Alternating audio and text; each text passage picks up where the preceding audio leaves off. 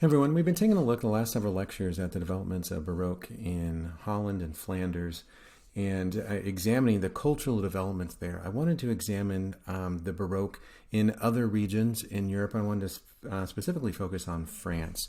One thing that we need to remember about France is that it remained predominantly Catholic. It kind of has some of its own religious tensions, but for the most part, it remains predominantly Catholic, and it's going to be somewhat different from what we've been studying in Holland and their adaptation, their ideas that are happening within France. I wanted to mainly focus on Nicolas Poussin, who was one of the most renowned French painters and regarded generally as one of the greatest artists of the 17th century, known for his being a master of classical Baroque. And so he's mainly focusing on classical themes, similar to what we see during the Renaissance, where they returned to classicism and bringing these ideas into a contemporary context, generally blending them with Christian principles. We're going to see similar ideas with Poussin, although he's going to adapt more of that Baroque style, but we're going to see much more of an emphasis on the past and ancient ideas and then being revisited in our day. He was born in Normandy in 1594, and so it's kind of a little bit, he's coming into being right about when Caravaggio was kind of starting to become an artist, and so he's going to be part of that real first wave of the Baroque era. But he's going to spend most of his time, even though he's coming from France, he's going to spend most of his time in Italy, right? He receives his initial training in Paris, but in the early 1620s, he wanted to develop his skills even further, and he went to Italy, and this proved to be transformative for him in his career. During this time in Rome, he immersed himself in the study of ancient Roman and Greek art and wants to recreate that, and similar to what we see with the Renaissance, but it's going to be a different style, right? And so he's going to be profoundly influenced by these artistic styles and, more importantly, I think, subject matter, right? Poussin's paintings often depict classical and mythological themes, incorporating elements of history, literature, philosophy, and the like.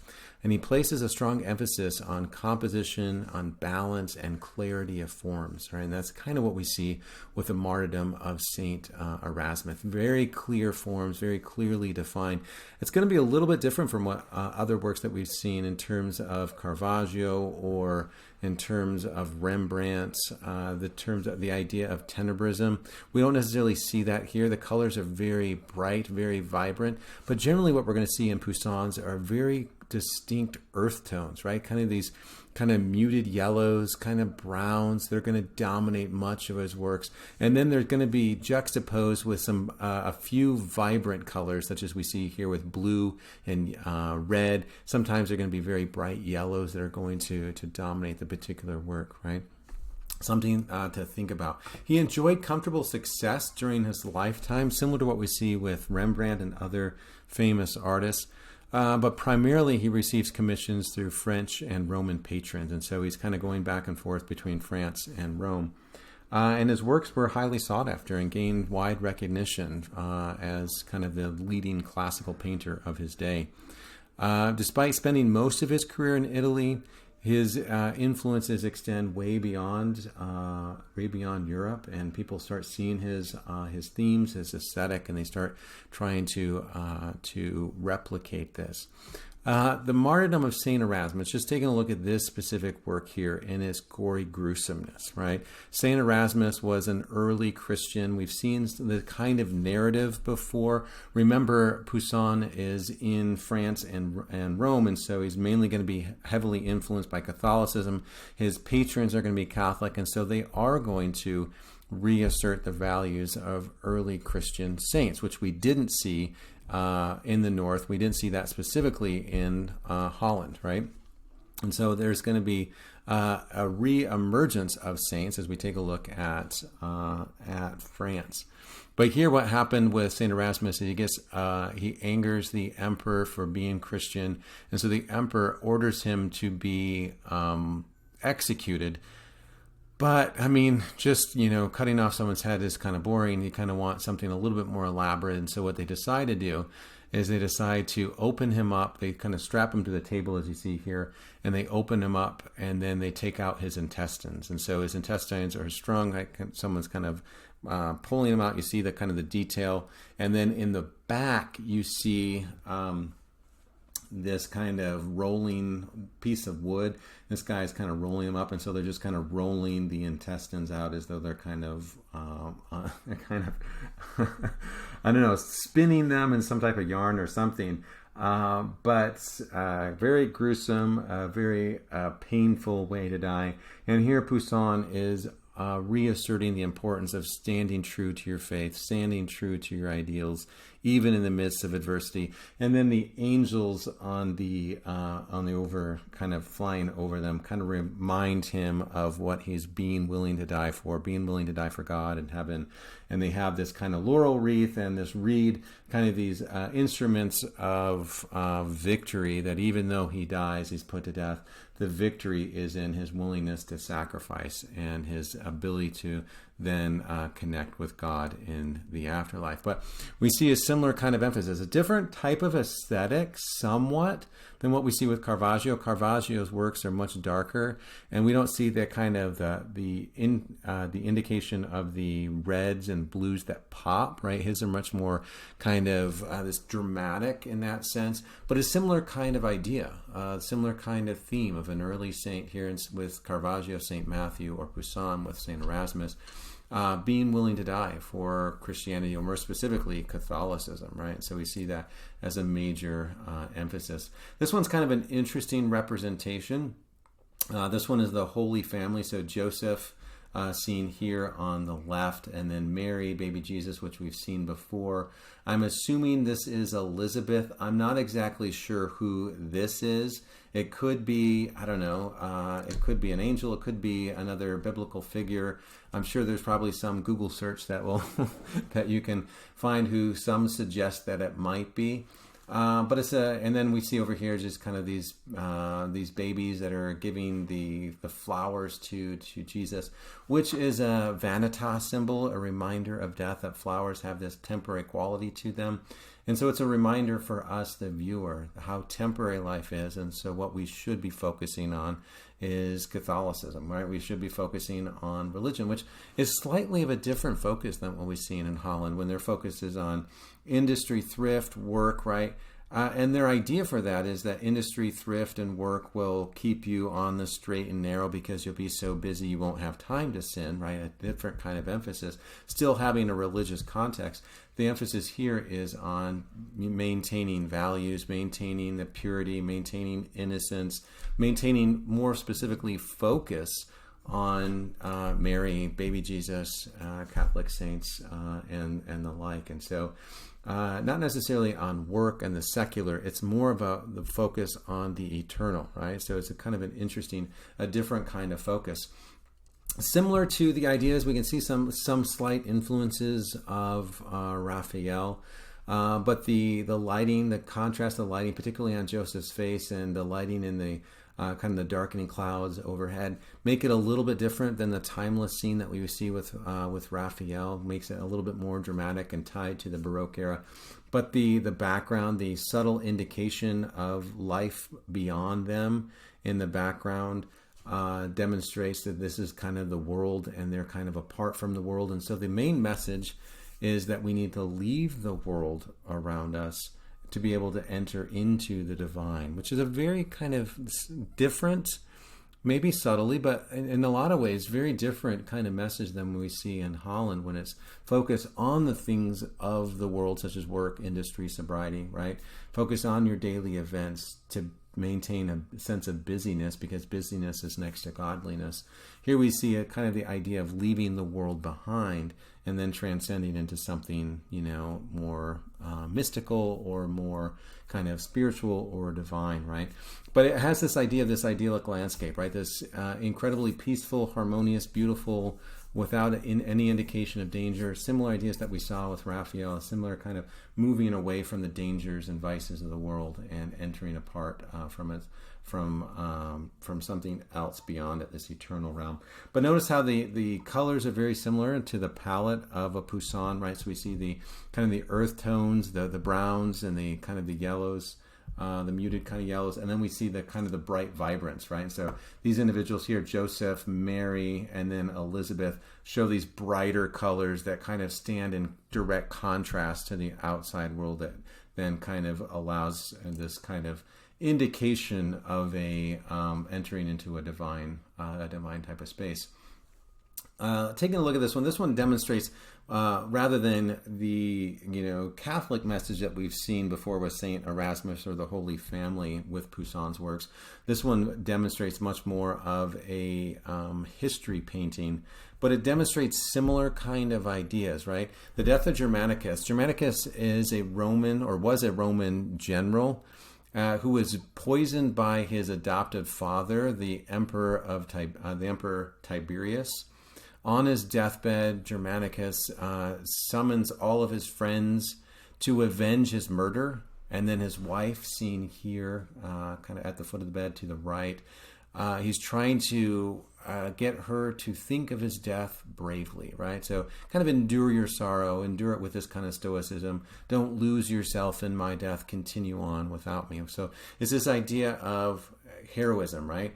Avenge me, avenge my honor, but yet also, right, don't get lost within yourself, move on and be strong, right? So this idea of fortitude, strength, direction, but it's also this idea of sacrifice, right? Someone that was needlessly executed, innocently executed by someone else. And so that does have a subtle religious kind of connection to, Christ, someone innocently put to death. And then people carrying his name forward, right? So it has that subtle kind, even though it's a history painting, it has a kind of a subtle, very subtle nod to kind of religious ideals of kind of this idea of heroism, picking up, moving forward, right? But Poussin here is drawing on Roman antiquity in terms of the subject. Notice how, in terms of the composition, the figures are crowded together near the front, right? So they're kind of huddled together. What are the last words? Kind of waiting on bated breath for what's the last message he's going to give us before we go off and avenge the death. And this one is going to be key. This particular work is going to be very influential for much of the works of art that come after it. This idea of the deathbed, someone's summoning all their friends and family together on their deathbed and giving them some type of last advice, parting advice. And so this is going to be a major sense of, or source of inspiration for art of the 18th century and beyond, right? Taking a look at the adoration of the calf, this one comes from Exodus. This is when Moses goes off to Mount Sinai, so we see kind of a subtle nod to that on the far right-hand side. This, is a kind of this mountain where the spiritual experience is happening. But then, the world is kind of moving on, forgetting, and they're building a golden calf to their false god. And so while Moses is receiving the Ten Commandments and further direction and inspiration from God, the Israelites have kind of completely forgotten that and are dancing around in this idea of folly and merriment. And so we've seen similar ideas of that in Holland, and this idea of we need to be cautious, focus on sobriety. But I think, to place this within this kind of Catholic structure, what we see here is why Moses needs to withdraw from the world, right? That all of the distractions of the world around us can take away from these spiritual experiences. And so the idea of the Holy Family, the reason why they are kind of removed from the world is to try to remove themselves from the distractions and the merriments, some of the corruptions of life. And so we see that as a theme continued on with the adoration of the golden calf, that we need to stay strong. We need to remove ourselves from these kind of influences to stay strong within, specifically in terms of Poussin and France and Italy within Catholicism, right? So we see them dance around the golden calf. And notice the color palette. I mean, you can tell it's a Poussin by the use of the colors, right?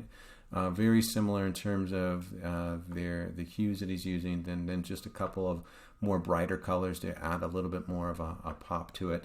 And then there's always going to be some type of, dark foreboding, a little bit of darker clouds in the sky, demonstrating a storm is on the horizon. The storm here is when Moses comes down. Things are going to get a little heated between him and the Israelites for what they're doing. But similar to what we've seen in other works of the Baroque era, just to kind of put it within a larger, socio-historical context of other works of art, demonstrating that idea of we need to be cautious of merriment. The idea of eat, drink, and be merry, for tomorrow we die, is a common theme during the Baroque era. This one demonstrates his focus on ancient ideas and bringing them to the forefront and placing within more of a contemporary context for his day. Here we see 3 shepherds and then a woman standing next to them that are inspecting an inscription on what appears to be an old ruin. And the inscription reads, "Even in Arcadia," right? Arcadia is a symbol, kind of a mythological place that's set apart from time. This idea that kind of like what we've seen with, the Holy Family or Moses kind of moving beyond the Israelites to be able to connect with God on Mount Sinai, this idea of removal. Arcadia kind of is that. It's kind of like in Eden, a kind of a place where, this idyllic place where you can kind of step away from humanity. It's kind of like Aphrodite's Cythera, where it's, you don't really have the conflict, the problems and that. But here it reads the inscription, even in Arcadia, right? Even in Arcadia, there are problems.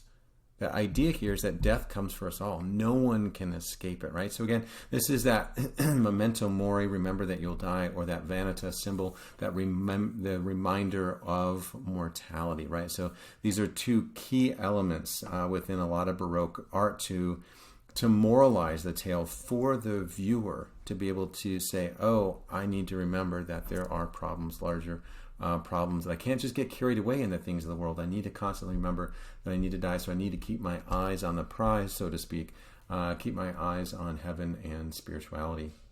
This is the last one I wanted to cover for Poussin that demonstrates similar ideas to this. This one is St. John at Patmos. It's believed that St. John was exiled to a small island near modern-day Turkey due to his Christian beliefs. And it's here in this solitude, again, this idea of escaping the world. It's in his solitude where he wrote the book of Revelation. We see John sitting amid all of this idyllic landscape, right? This idea that this kind of time apart from the world, this kind of landscape that will live forever, similar to the words of John and what he will write, right? These ideas, Revelation will live on forever. We know that this is St. John because of the eagle which sits near him, which is his symbol. But this is the ideal classical order, right? The notion of revelation is also important for this because it's a reminder of the end of times, that life will end. It's a reminder of the second coming, and all will be made right. And so it's a focus on there's an end to life, but it's also a focus on we need to maintain that clear vision of our spirituality, right? We need to leave the world that we see here with St. John to be able to have that divine connection so that we can have more spirituality, get that inspiration. And if we can leave the world and abstain from the stains and sins and conflict and distractions of the world, we can maintain that spirituality, right? So it's a similar thing that we see in other Poussin works, a similar theme that we can see with other, kind of connect it with other works of the Baroque era. Interestingly here, the landscape seems endless as it kind of goes on. We see some Greek ruins over here, and then we see the mountain, but then it kind of continues on to the left, and so it just seems vast. It seems endless, kind of like the writings, kind of like the reach of Christianity, right? So there's some interesting themes that we see connecting. And just to kind of connect this within the overall scheme of things, what we see happening in France with, as an example, with Poussin as the kind of example or case study that we've been examining, is kind of more of that Catholic message, right? Rather than immersing yourselves in the world and doing things to busy yourself, it's about removal, right? Not necessarily being busy with the distractions of life, but maintaining the focus on the next life, the divine, which is a very, it's a similar kind of, but it's also a very distinct and different kind of message than what we see in Holland, that this world is not about this world. It's about being able to connect with the divine and moving beyond it, right? And so very different from what we see with Calvinism, which argues about predestination. So God's already ordained who's going to make it to heaven and who's not going to make it to heaven. The focus here is on if we do want to make it to heaven, we need to focus on what we are doing and trying to abstain from the things of the world.